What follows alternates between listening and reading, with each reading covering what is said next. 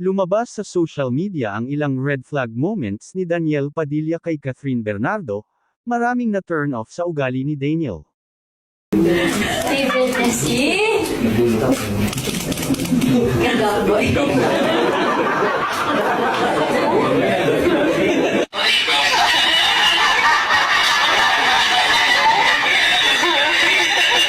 You're cheating on me. You're cheating. Hey, Joke lang. sobra ka na. Sabi mo. Saan kasi pag nanonood ako, parang di siya dun nakaka-score minsan. Ay, talaga? Nawawala yung focus mo pag nandun si Kat? Hindi totoo yan. No, minsan wala. Or minsan, super okay naman. Ganun. Yeah. Ha? Yeah. Walang ganun, no? Lagi akong magaling. Ready na ba? Kaya ko na ba ito isa nawala si DJ and yan, nung binigay po nila yung oras na yun, siguro ang ngayon doon ko na-realize na kung hindi ko tinanggap yung project na to, yun yung biggest regret ko of my life. And ang saya-saya ko na nag-yes ako na tinanggap ko tong project na to with open arms and sinabi ko nung nag-yes ako kay Direk Cathy na hawak-hawak kamay kami dito, including Alden and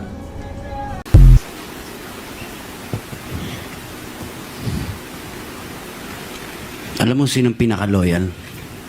Yung aso ko, si Summer.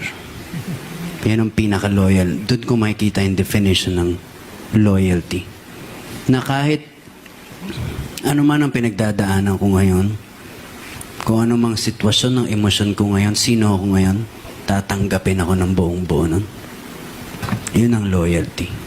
Walang judgment kung sino ka. Siyempre masaya ka, si box office queen. Hindi ba ako box office? Mas box office king ka.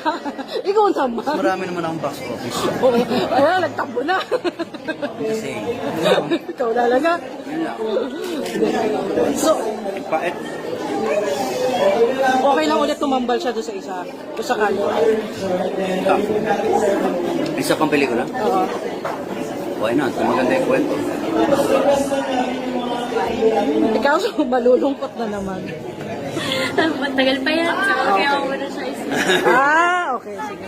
Daniel, papayagan mo ba si Catherine dun sa sabing skin, di ba? Nagpapakita. How yung limit sa pagpapakita ng skin, kung sakali? Kung Una-una kinakailangan linawin sa natin, story. Yung ano? hindi naman siya... Magpapasexy. Hindi, ito. Ah. Linawin natin, hindi siya nagpapasexy. Pangalawa, hindi siya nagiging basusin tignan. Pangatlo, naglalabas man siyang skin pero lagi siyang elegante. Okay? Hindi siya pa-sexy para lang alamin natin lahat, para maging malinaw. Ewan ko kay sir kung bakit ganun yung nakikita niya. Well, it's wrong. Hindi siya nagsished ng pagiging wholesome niya. Kasi wholesome siya, pero at the same time elegante and she's a woman.